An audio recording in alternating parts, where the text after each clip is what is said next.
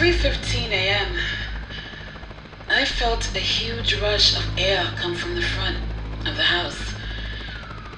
I heard an explosion, and then the sound of all of the glass in my mother's bedroom breaking. She was screaming. It seemed to be in slow motion, but it all happened in a fraction of a second. I was up on my feet and wide awake in that same fraction of a second, running down the hallway. I bumped into my father. He was running towards my mother's bedroom. Then I ran down the stairs and out the door. I looked to my right towards the old Arco refineries, which I thought had exploded. In the sky to my right, I saw nothing, but I was overwhelmed by the stench of sulfur. And then I looked to my left and saw smoke hanging in the air. The front porch of Salvie's house looked all splintered and fragmented, broken. There was complete silence. I ran down my steps and over to his house, which was completely blown apart. I couldn't even see that someone was lying on the ground just inside the house, right there at the front door. As I stood frozen at the bottom of his front steps, not knowing if I should go up and into the house, I felt hands on my shoulders pulling me away, back towards my house. It was my father right behind me. He ran right up onto the porch, into the doorway. I was screaming, "Is it Sal? Is it Sal, Daddy? Is it Sal, Dad?" I don't know who it is. Go home now and try to call Sal.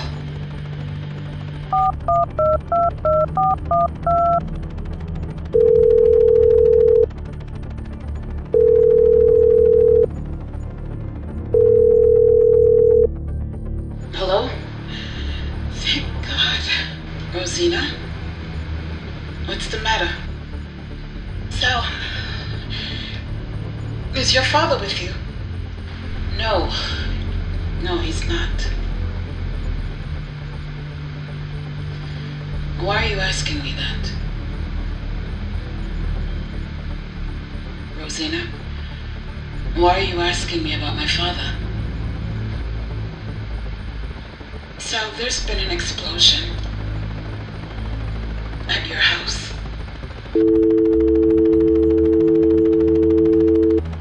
The explosion could be heard blocks away, like an earthquake. It rocked an entire city. Dozens of police cars, fire trucks, and ambulances raced to the scene, as did dozens of people from the neighborhood.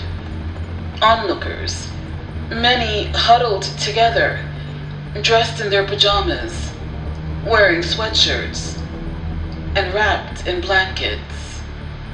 After all, it was after 3 in the morning, and the air was crisp, permeated by the unmistakable scent of a fire that was slowly burning from within the smoldering heap that had once been the well-kept home of a man known to some as Philip Testa, known to all as the Chicken Man, boss of the Philadelphia mob. Within minutes, more than a half dozen clean-shaven and neatly dressed men, wearing navy blue flak jackets with the letters FBI emblazoned in bright yellow across their backs, were on the scene. Unlike most of the spectators present, these men, agents assigned to the FBI's organized crime unit, did not appear to have just woken up. It appeared quite the opposite. It appeared that these men never slept. As the crowd of curiosity seekers swelled behind the yellow crime scene tape, sleepy-eyed reporters joined the crowd, the lights from their television cameras illuminating the sky.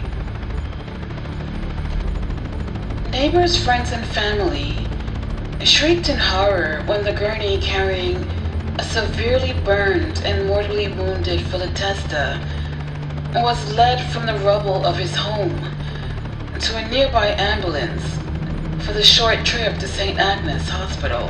The chicken man was dead, literally blown to pieces by a homemade bomb made of nails as he walked through the front door of his house after a late night out on the town.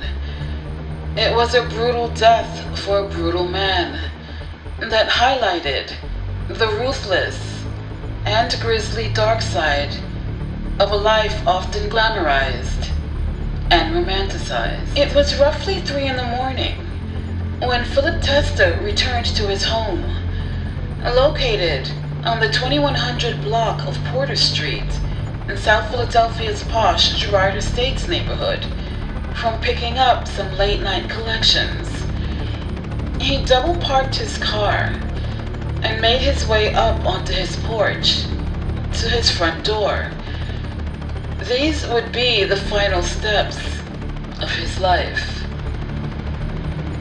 If the 56-year-old Testa had been paying closer attention, he would have noticed the suspicious black Volkswagen van parked across the street from his house, with a young South Philadelphia pizza maker and wannabe wise guy named Rocco Marinucci behind the wheel. Marinucci was known on the streets as Pete Casella's driver and protege. Even if Testa had realized what was going on around him, he most likely could not have done much. Fate was already in motion. From the moment Testa got out of his car, he was in the crosshairs.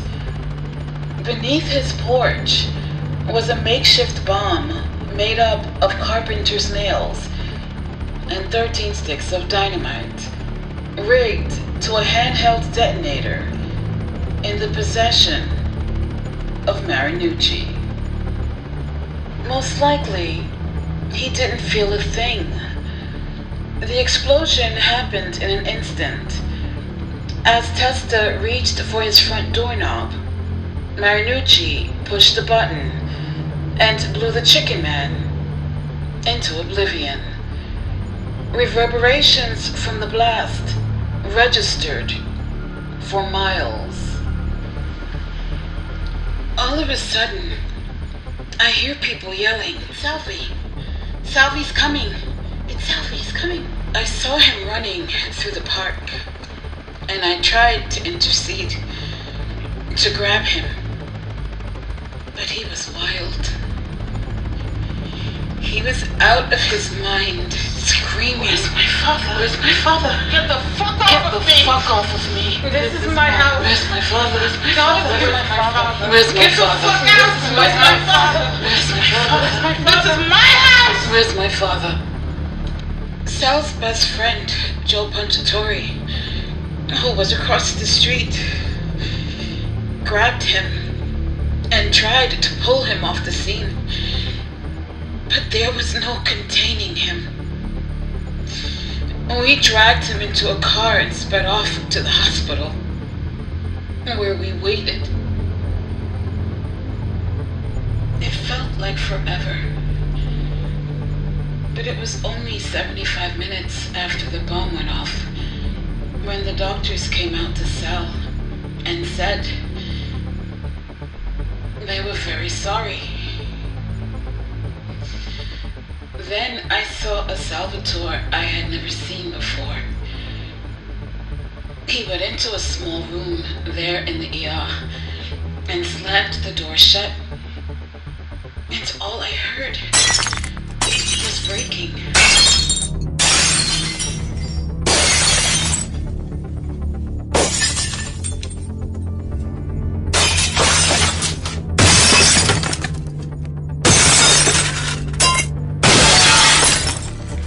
He shattered every glass cabinet, every vial and medicine bottle, every piece of equipment in that room. I heard sounds come from him that didn't sound human. He was crying, screaming, roaring. There was nothing to do.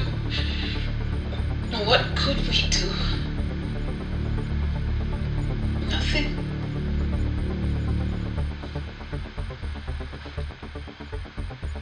The few of us waiting in the hallway, we were speechless, just looking back and forth at each other, wordlessly. I tried to get near him, but he didn't see me or hear me.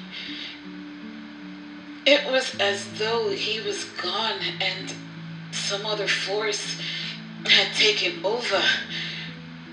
His Aunt Antoinette, everyone's favorite aunt, and the stable rock of the Testa family, was also there that night. I knew she was the only person who could handle him in this state.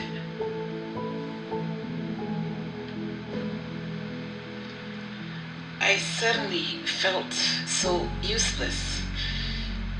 Nothing and no one could have helped him in that moment. He didn't even see me standing in front of him. He was so outside of himself. After a while, Aunt Annie took hold of him and took him back to her house, and one of the guys took me home. When I arrived, I discovered my dad had taken my mother to the hospital too, since the glass from her bedroom windows had broken all over her. She had had a heart attack from fright.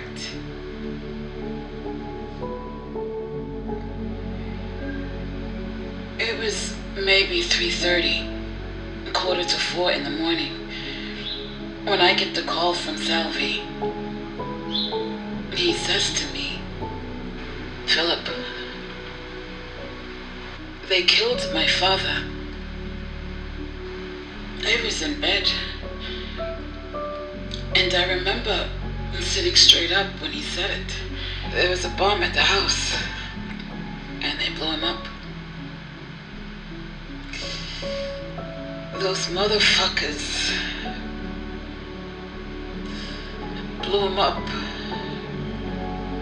You could hear the sadness in his voice, but I also heard the anger. Philip, the rage. I swear on my mother's grave, when I find out who did this. And then his voice trailed off. I said, "Try and get some sleep. Me and my uncle will be up there in a few hours. I swear to you, we'll figure this out." "Yeah. Okay. You guys come to the house." So I get out of bed and walk next door to my uncle's apartment. I go in and I wake him up. It's like 4 in the morning and he's dead asleep.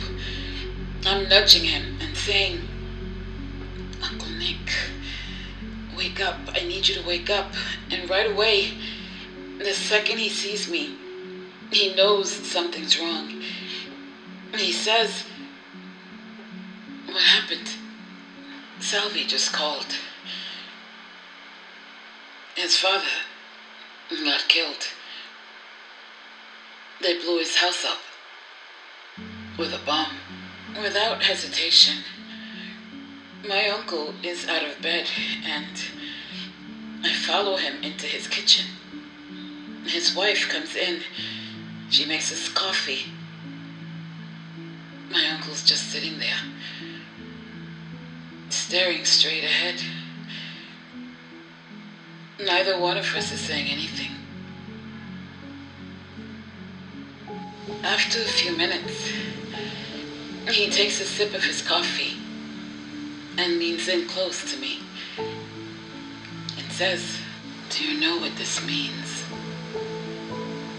I nod my head yes.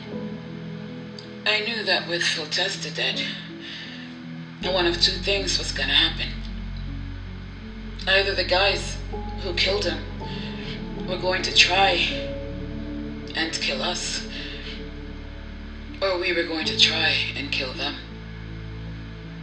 Whoever is left standing, us or them, will take control of the family. The Philadelphia Cosa Nostra.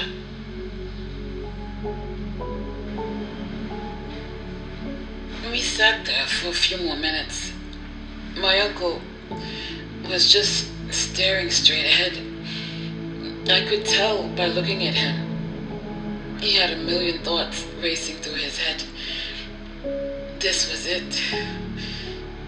This was kill or be killed for us. And it was like he was computing all of these different scenarios in his mind. Who he could count on. Who he had to watch. Who he had to kill. He finishes his coffee and gets up from the table and, without saying a word, he starts walking back to his bedroom. As he's walking away, he says to me, I'm going back to bed for a few hours. Come down and get me around 10. We'll head up to Philadelphia. So I walk back over to my apartment, but my adrenaline is going. I can't get back to sleep. I'm lying there, and now my mind starts racing too. I started thinking of everything my uncle had taught me about this life since I was a little boy. All of the rules. I knew that death and murder were a part of our life. I started thinking of Ange, how Caponegro had betrayed him. Now they were both dead. I thought about Vince Falcone, about me and him killing Louis DeMarco together. And then I killed Vince. I thought about Phil Testa. I knew that Salvie or my uncle would kill whoever had killed him. The killings never stopped. I was thinking how in this life, one day a guy is your friend, and the next day, you're killing him. Or he's trying to kill you. This is what Cosa Nostra was all about. But now, the stakes are much, much higher. Now, when I come down to get him, he's in a suit and tie. His hair is perfectly in place. He seems eager to get to Philadelphia. I don't think it was because he wanted to see Salvie and the family so much. I think it was because he knew guys like Pete Casella and Chickie Narducci would start making moves, and he wanted to be there so he could see who was doing what. My uncle says, "Get Lawrence and let's get on the road. I want to pick up Chuckie at his house. Then go see Salvie and his sister. Then we're gonna get to the bottom of this thing. See what the fuck is going on." Now, I know that things are tense. I mean, Christ, they just killed the boss less than 12 fucking hours ago. So I say to my uncle, "Do we need these?" And I make my hand like a gun. And he says, "If we do, we can get him up there." Meaning Philadelphia. Remember, my uncle is out on bail on the gun possession case from the gun they found in his bedroom when they came to lock us up on the Falcone case. He knows that the cops know that we're driving up to Philadelphia. It's a 60 fucking mile ride on the Atlantic City Expressway. A straight shot from Atlantic City, right into South Philadelphia, using the Walt Whitman Bridge. We could be pulled over and searched at any fucking time. It takes us about an hour to drive up, and in the car, no one is talking. We were always worried about listening devices. We get into the city and we drive to Chuckie's house. He meets us outside. At the time, he was living around 9th and Jackson. So we park the car and me, my uncle, and Lawrence, we get out so we can talk to Chuckie. Chuckie, he goes right into what people are saying. It was a fucking nail bomb. The word is, it was the Irish and the Rufus Union. Payback for us killing John fucking McCullough. Right away, my uncle is shaking his head. No fucking way. No fucking way an Irishman is killing the boss of a Cosa Nostra fucking family. They're crazy. They're not that crazy. Not in a million fucking years. Tell me another story. So Chuckie says, "Well, who do you think it is? It didn't come from New York. It didn't come from North Jersey. It didn't come from the Irish. And we didn't do it." Meaning, us guys in Atlantic City. So it had to come from up here. Meaning, South Philadelphia. Just last night, he was telling us about his problems with Chickie Narducci. So I'm guessing he has a hand in this. If Salvie gets wind of this, he'll kill Chickie right on the spot. He'll do it himself at the funeral. He doesn't give a fuck. My uncle says to me, Chuckie, and Lawrence, we need to play dumb for now and see who does what, who lines up with who. We need to keep Salvie calm, and we need to find out exactly who did this, and then we'll do what we gotta do. So we get back in the car, and we drive over to the house. And Salvie is there with his sister Maria and some members of his family. A few old-time guys that were around for Testa are also there. We get out, we pay our respects. Salvie, he looked like he was ready to kill 1,000 fucking guys. He says to my uncle, Nick, when I find out who did this, I'm doing them myself. I don't care who they are or who they're with. My uncle puts his hand on his shoulder and looked him right in the eye and says, we're going to get to the bottom of this. And whoever did this is going to get this. But we got to sit back, see who was involved in this treason. We can't do anything half-cocked. While we're there, a lot of guys start coming around. Guys like Joey Punjatori and Gino Milano, who were tight with Salvie. My uncle nudges me and says, look who's here. This treacherous cocksucker. And I look, and in comes Chickie Narducci with his sons, Frank Jr. and Philip. They pay their respects to Salvie and his sister. And then Chickie makes a beeline for my uncle. He says, Nick, isn't this just awful? Those no good Irish motherfuckers did this to our friend. Now, my uncle knows it's all bullshit about the Irish doing the killing.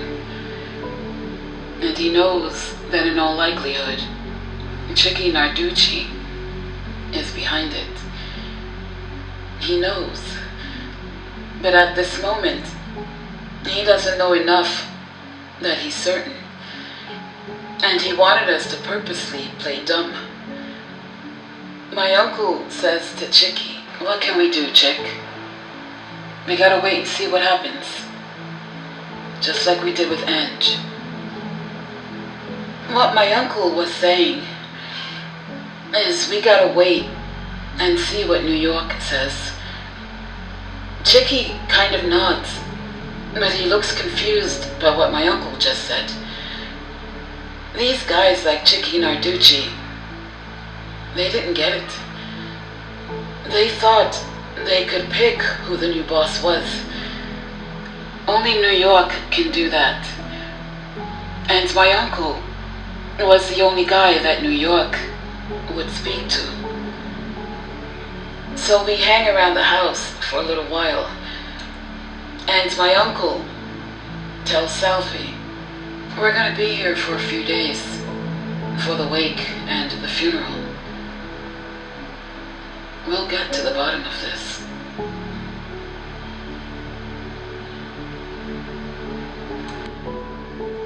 The priests at our parish church, St. Monica, didn't want to give Mr. Testa a mass of Christian burial.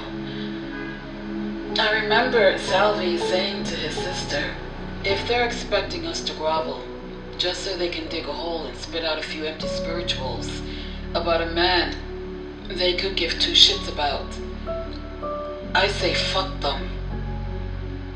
Fuck those condescending, judgmental motherfuckers. Who the fuck needs them? Sal, we have to go and make nice. If they don't accept him in the church for mass, we won't be able to bury him with Mommy. You go talk. I want nothing to do with those motherfuckers. Just ask them, how fucking much do they want? Motherfuckers. Now, in the days leading up to Phil Testa's wake, we were in South Philadelphia every day. Me, my uncle, Chuckie, and Lawrence. We were using a bar at 9th and Moyam Singh called the 9M Bar, which was named after the streets it was on. From the time I knew Chuckie, If he wasn't at his clubhouse on Shunk and Sarton, you could find him at the 9M bar. My uncle felt safe there. Now, at the time, the captains in the family were Freddie Aizi, Santo Idione, Joe Scafidi, Frank Monti, Johnny Capello, and Chickie Narducci.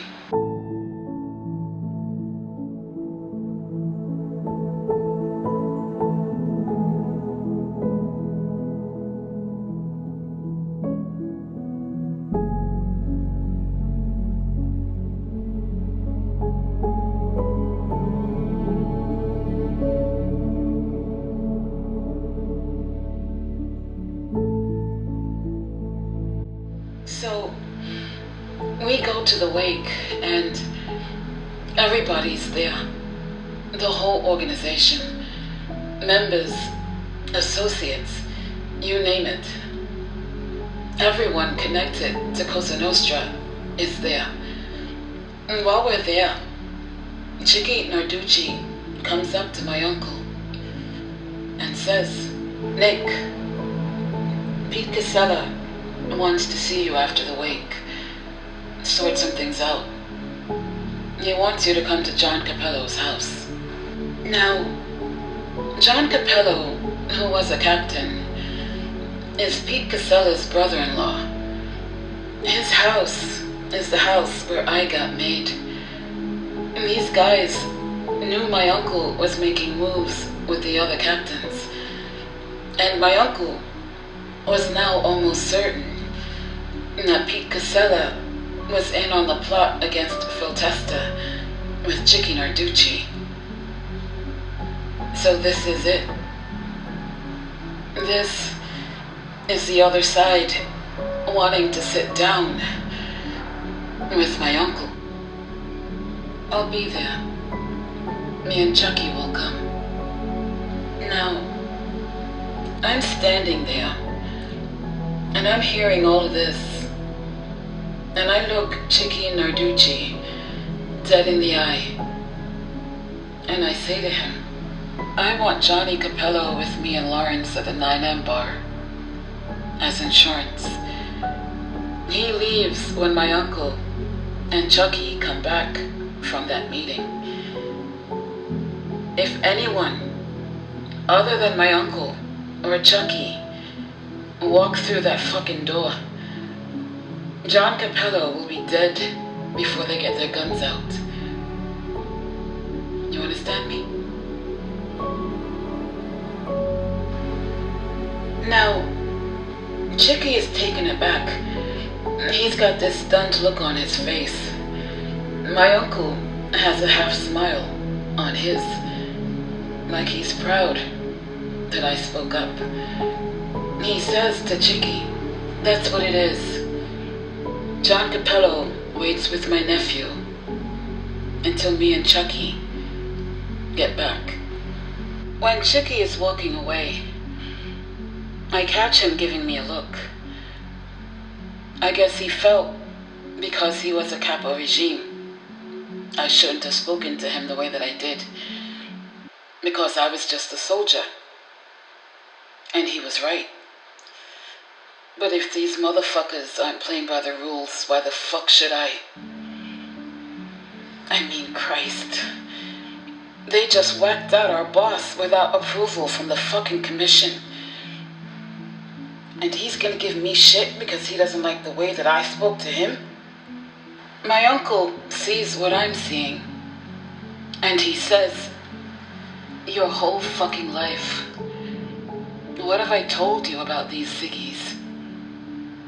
They're no fucking good. Greed and treason, that is all that is on their fucking brain."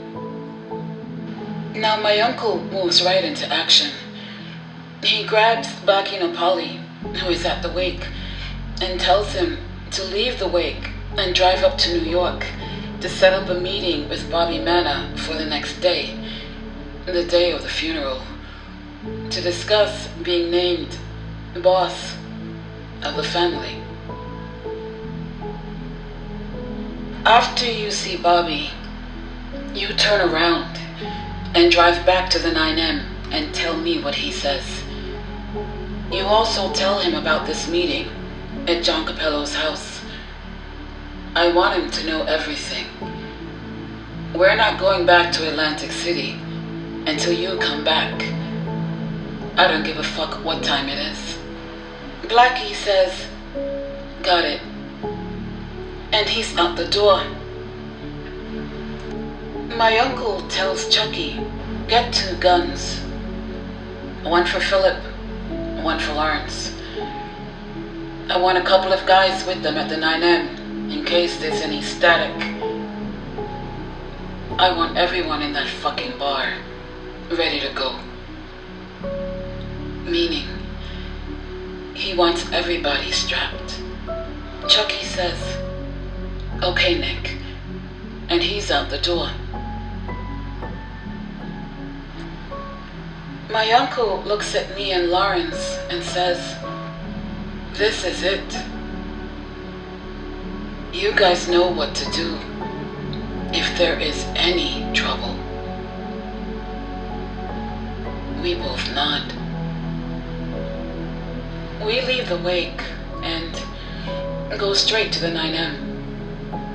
When we get there, Chuckie is there with a few of his guys. We walk in and he hands me and Lawrence 2 blocks. We sit at the bar, waiting for Johnny Capello. About a half hour later, here he comes, and when he comes in, Chuckie frisks him for weapons.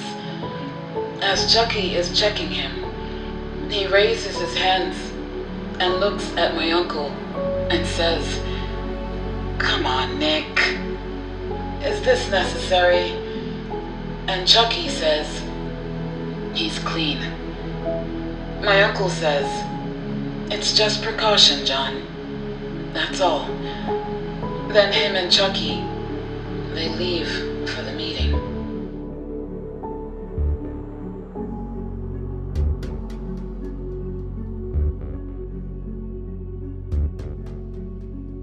While we're sitting there, John Capello is trying to break the ice. He starts telling me and Lawrence the story about the Irish being behind Phil Testa's death. Me and Lawrence, we don't say nothing. He's just talking, and I'm staring him dead in the eye as he's talking. I say to him, you know if something happens to my uncle or Chuckie, you're not leaving this bar alive. You know that, right? Let's have some drinks and see what happens. And after that, I don't think he said 2 words the rest of the night. Now, like I did with Chickie Narducci, I shouldn't be talking to John Capello like this. But I'm thinking, he's with the cocksuckers who killed Phil Testa. In my mind, I'm thinking, those motherfuckers would have killed me, my uncle, Chuckie, Lawrence, Salvie, all of us. So in reality, I don't give a fuck about any of them. On this day, the day of Phil Testa's wake, this is the first time in my life that I am balking at the fucking rules. So we're sitting there, and it seems like an eternity. A couple of guys are playing cards in one of the booths. A few more are watching TV. 2 guys are sitting on stools by the front door, and we have 2 guys outside the bar. Everybody is fucking strapped. Me and Lawrence, we're sitting at the bar with John Capello, and he starts drinking. He knows his night's gonna end one of two ways. Door number 1, he's going home. Door number 2, I'm putting 2 bullets in the back of his head. There ain't no door number 3. Me and Lawrence, we're milking our drinks. We need to stay alert in case there's trouble. It was very, very fucking tense. The waiting became monotonous, and this John Capello just keeps drinking as the hours pass. All of a sudden, around midnight, the 2 guys by the front door are off their stools. They're walking towards the door. The guys playing cards are on their feet, and Lawrence starts walking towards the front door. I got my gun in John Capello's ribs. The door opens, and in walks my uncle, with Chuckie behind him. I take the gun. I put it back in my pants. My uncle walks right over to John Capello and says to him, "Okay, John, you can go now." This guy was out the fucking door like Flash Gordon.